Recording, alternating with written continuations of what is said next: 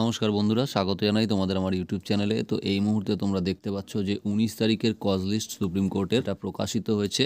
এখানে তোমরা দেখো ওপরে কিন্তু লেখা আছে চিফ জাস্টিস কোর্ট। এখানে দেখো ওপরেই লেখা আছে honourable the chief justice, honourable mister justice Sanjay Kumar. তো এখানে টাইম দেওয়া রয়েছে 10:30 AM। প্রথম কেসটা কিন্তু state of West Bengal versus Baishakhi Bhattacharya Chatterjee and ওয়ারেস, আমাদের যে স্কুল সার্ভিসের 26,000 চাকরি বাতিল মামলাটা, এটা কিন্তু রয়েছে। তার মানে বিচারপতি কিন্তু তার কথা মতোই আর কি আগামী দিনে যে হিয়ারিং সেটা হবে, প্রথম দিকে একদম প্রথম সিরিয়ালেই রয়েছে। এবার আমরা দেখে নেব যে এই মামলাটির সাথে কতগুলো মামলা ট্যাগ হিসেবে রয়েছে। তো এখানে দেখো এই মামলাটির সাথে মোট 117টি মামলা ট্যাগ হিসেবে রয়েছে। তো মামলা 117টি ট্যাগ থাকলেও বিচারপতি আগের দিনই বলে দিয়েছেন যে তিনি কাঠিন্য রাখবেন না, কাঠিন্য বর্জন করবেন, যতটা সম্ভব সরলভাবে মামলাটির সমাধান করবেন। তার জন্য মূলত দুটো সাবজেক্ট তিনি বেছে নিতে বলেছেন। এটা হচ্ছে হয় পুরো প্যানেল বাতিল, নয় আংশিক বাতিল। এটা নিয়েই বিভিন্ন পক্ষের আইনজীবীদের আর্গুমেন্ট তিনি শুনবেন।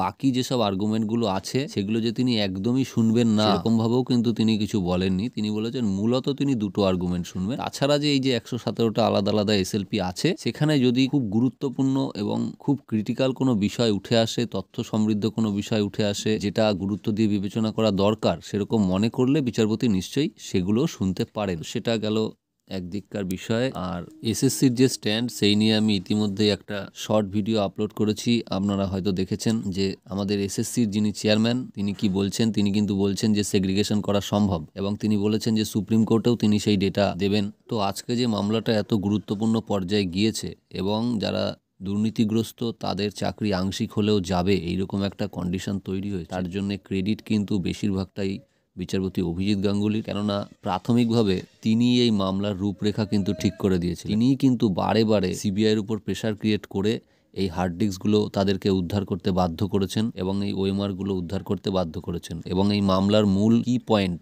এই মামলার চাবিকাঠি হচ্ছে কিন্তু এই ওএমআর না থাকলে কিন্তু এই মামলার দুর্নীতি ধরা পড়তো না, এই দুর্নীতিগ্রস্তরা বহাল তবিয়তে চাকরি করতেন। তো এর জন্য কিন্তু বিচারপতি অভিজিৎ গাঙ্গুলি স্যারের ধন্যবাদ প্রাপ্য।